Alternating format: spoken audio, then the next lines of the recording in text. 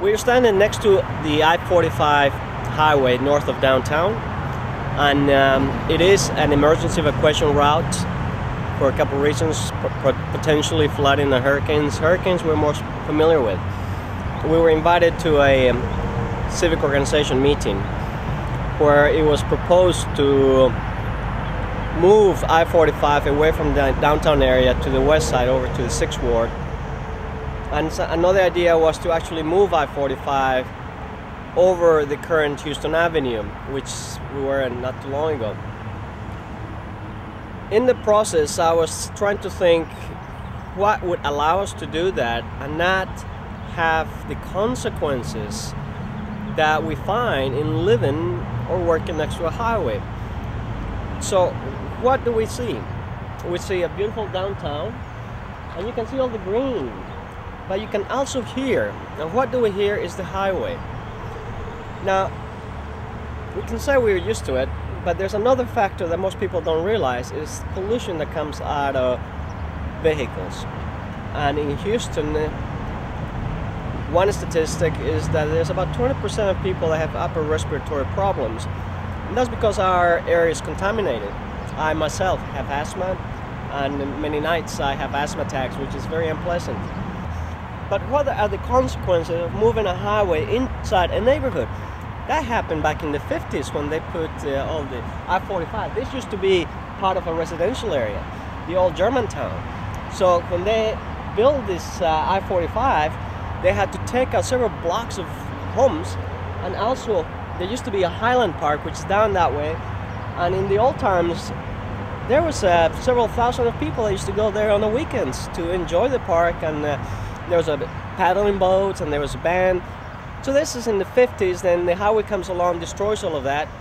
And we're trying to do the same thing now, because when we were engaged in the conversation, Texas was in the plans to expand I-45 from I-10 all the way to Beltway 8, about 15 miles. When we came out here, the beautiful thing is how, when you drive I-45 from the airport, you drive in, and as you're driving towards downtown, you see the beautiful skyline. But the highway is not very pretty. So that came along in a thought process that I put together, and the thought was, what if this highway disappears? What instead we build a Memorial Drive or an Allen Parkway? And what if we put a light rail in the center so we can actually go from the airport to downtown, and as we come to downtown, see how beautiful the city is at. What was proposed right after the meeting, I called a gentleman who is an expert in the highway tunneling, and I pretty much asked him, can you tunnel I-45? And he said yes.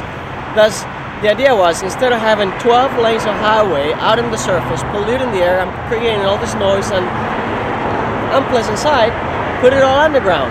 And over time, replace what we see with a road like Memorial Drive, plus a light rail in the center. And that's why now we call it the I-45 tunnel / parkway.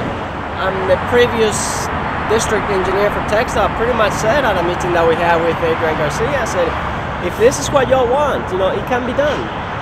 But we need the support from the mayor. So that was been the challenge all along, is like, can we have full support from our elected officials to do this? And I think the time is right, because the economy is going down, and we need some unique projects that's going to put Houston into the next, to this century, 21st century. Can we imagine this whole highway to be put underground, like they do in Europe and many other cities, and with some time to start redeveloping this road into a boulevard, which is tree-lined boulevard with local streets, so people can still have local access. And with time, the size will be redeveloped like we see in a lot of cosmopolitan cities, cafes, and people walk in, because the noise and the pollution and the unpleasantness of highways will go away. It will be underground. So that's the challenge. Can we engage the public in that process? And can we educate our public officials and elected officials into the benefits of it? And there's I've done the calculations. The cost is not that significant of comparing the alternatives.